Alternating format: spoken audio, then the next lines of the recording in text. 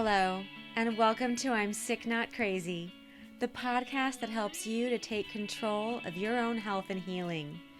My name is Jennifer James, and I'm a licensed and practicing psychotherapist, here to talk about becoming your healthiest self, both physically and psychologically.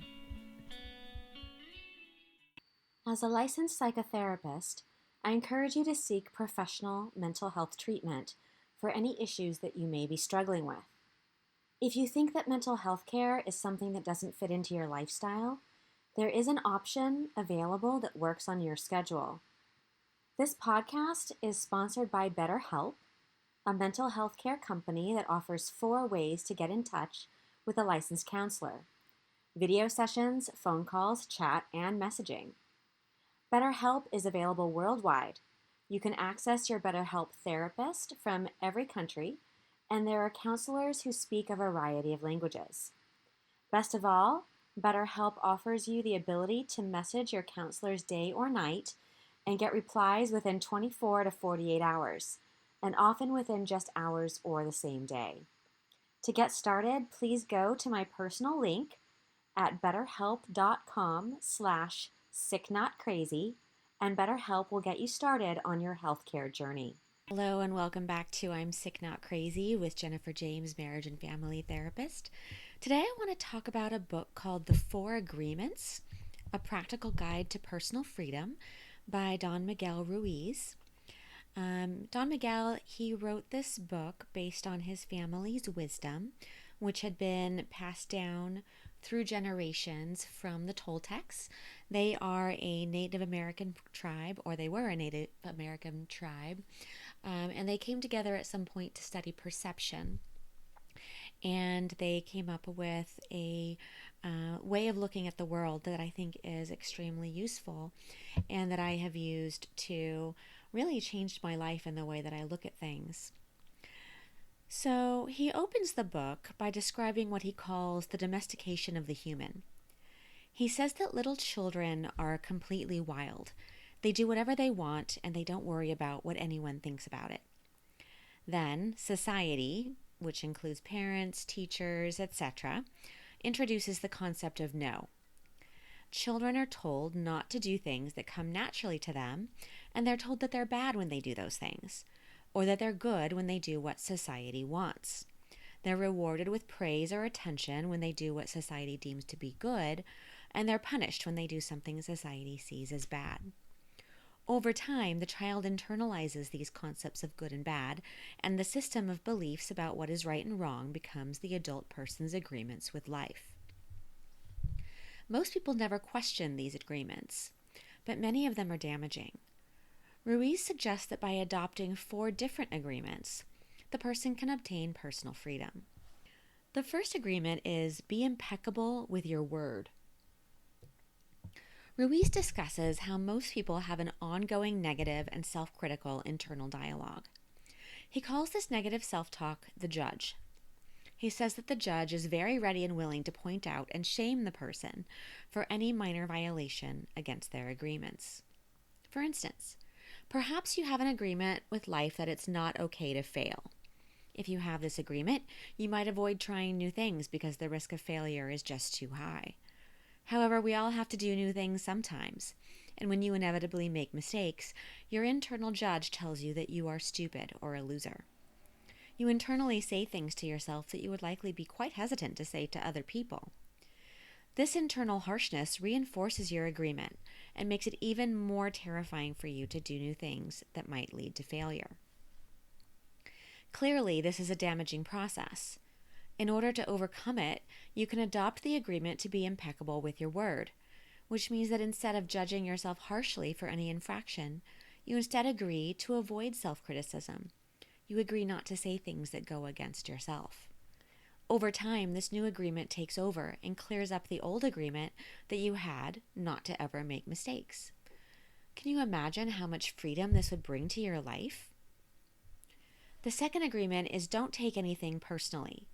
The great truth that Ruiz reveals here is that what other people do or say has nothing to do with you. I believe that this is 100% true. Other people's actions are a product of their own agreements with life, and you have no control over those. If you think about it, when people apologize, they say things like, "I'm sorry, I was having a really bad day." They admit that it was never about you in the first place. You have no idea what that other person has been taught, the agreements they may have, or what pain they've endured. If they hurt you, it's as a result of their own agreements with life, not a result of your own unworthiness. Now, it's important to say here that not taking it personally does not mean that you put up with being mistreated. If someone is treating you badly, know that it's not about you and walk away.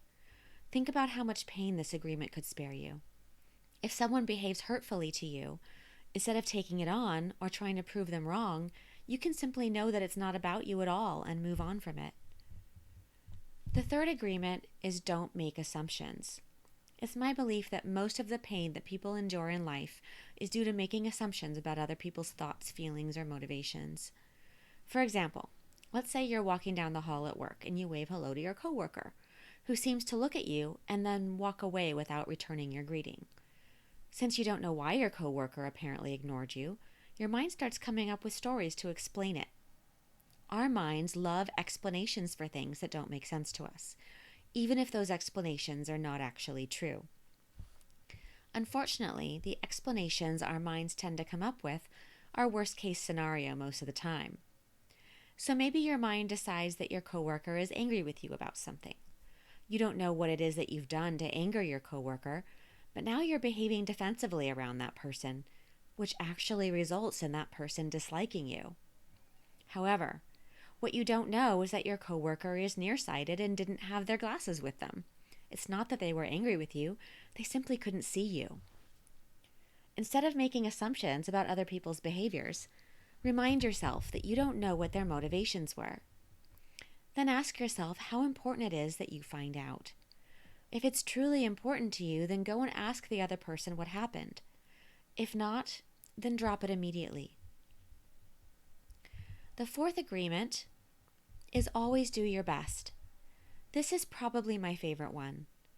Ruiz says that in every situation, simply do the best that you can. Don't do any more or any less than your best. The idea of doing more than your best had never occurred to me before, but it's extremely important because I think that many people are spending their time doing more than their best and burning themselves out. That's not healthy. I also love this little tidbit from Ruiz. He says that if you've done your best, then when someone criticizes your performance, you have your answer. I did my best. It's so true. And if someone says your best isn't good enough, please go back to agreement number 2. Don't take anything personally. Clearly, that person needs to reassess some of their own agreements. Doing your best is always something that you should be proud of. Remember that your best will vary over time. Your best will be different when you're healthy and when you're sick. It will be different when you're rested and when you're tired. And your best is always going to be different from someone else's best. That's okay. If you truly did your best, then give yourself the credit that you deserve. For more information, please check out Don Miguel Ruiz's book, The 4 Agreements, A Practical Guide to Personal Freedom, or any of the Toltec Wisdom books by the Ruizes, Don Miguel or his sons, Heather Ashamara, or Carlos Castaneda. Those writings have changed my life for the better in many ways, and I think that they can do the same for you. Thanks so much for listening. It was great to talk with you, and I hope you have an excellent week. Talk to you next week. Bye.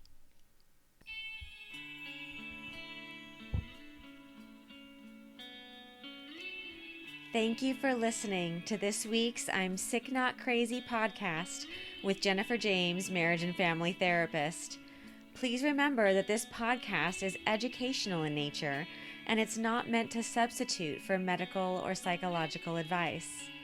To learn more about my work or to contact me, please visit my website at jenniferjames-author.com.